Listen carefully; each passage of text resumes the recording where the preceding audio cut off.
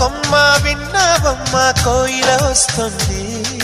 విన్నానమ్మ తీయని వేణువు రమ్మను పిలుపులని.